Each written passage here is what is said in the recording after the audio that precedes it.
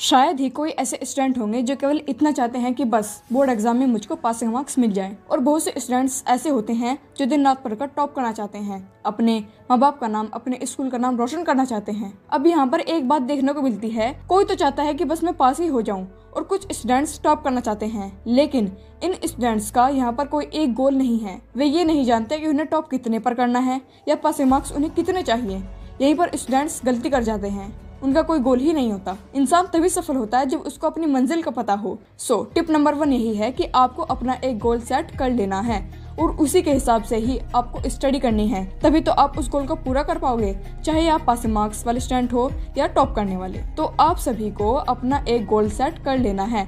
आपको 80+ चाहिए, 70+ चाहिए, 90+ चाहिए, तो उसी के अकॉर्डिंग ही आपको मेहनत करनी पड़ेगी। अगर आप लगन से मेहनत के साथ अपनी बोर्ड की तैयारी करते हो, डेफिनेटली आपको उतना ही अच्छा रिस्पॉन्स देखने को मिलेगा। टिप नंबर 2, ऐसा कोई भी स्टूडेंट नहीं होगा जिसका कोई एक वीक सब्जेक्ट ना हो।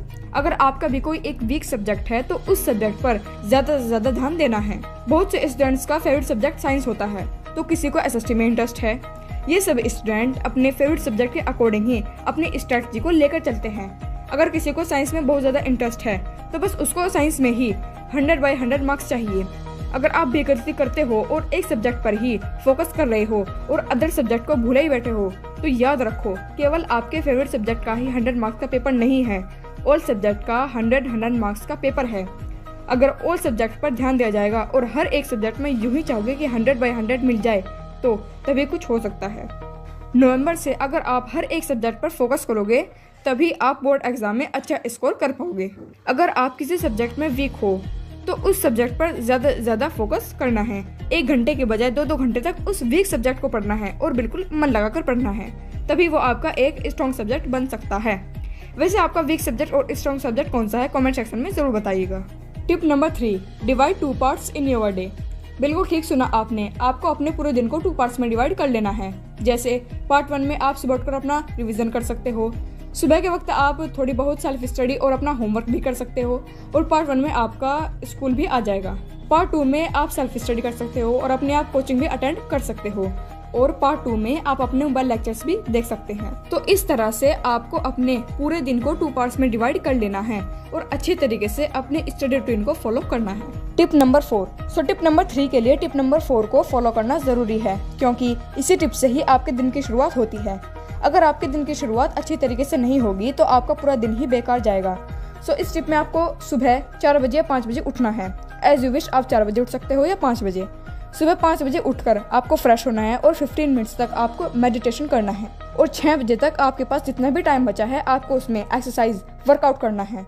नवंबर आ गया है, ऑलमोस्ट सभी स्कूलों का टाइम 9 AM हो गया होगा, तो 6 बजे से 9 बजे तक आप अच्छे तरीके से अपनी पढ़ाई कर सकते हो।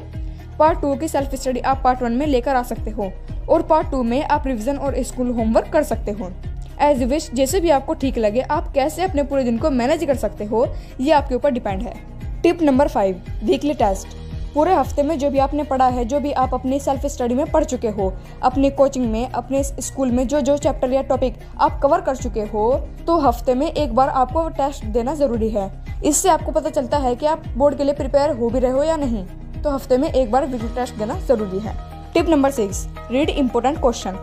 आपकी बुक्स में क्वेश्चंस के सामने ईयर्स लिखे होते हैं, या फिर आपने क्वेश्चन बैंक में क्वेश्चंस के आगे सन लिखे देखे होंगे। जिन क्वेश्चंस के आगे 3-4 या उससे ज्यादा ईयर्स लिखे मिलेंगे, तो उन क्वेश्चंस को आपको हाईलाइट कर लेना है और इन हाईलाइटेड क्वेश्चन पर ज्यादा ध्यान देना है। नवंबर से आप कुछ इस तरीके से स्ट्रेटजी बनाकर सुबह उठना, मेडिटेशन करना, एक्सरसाइज करना और फिर अपनी सेल्फ स्टडी करना, अपने दिन को 2 पार्ट्स में डिवाइड कर लेना, इंपॉर्टेंट क्वेश्चन को पढ़ना और वीक सब्जेक्ट को स्ट्रॉन्ग सब्जेक्ट बनाकर उसे इंटरेस्ट से पढ़ना और वीकली टेस्ट देना।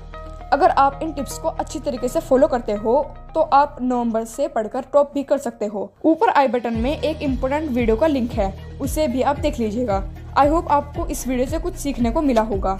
Like this video and subscribe for more informative video. Thank you so much.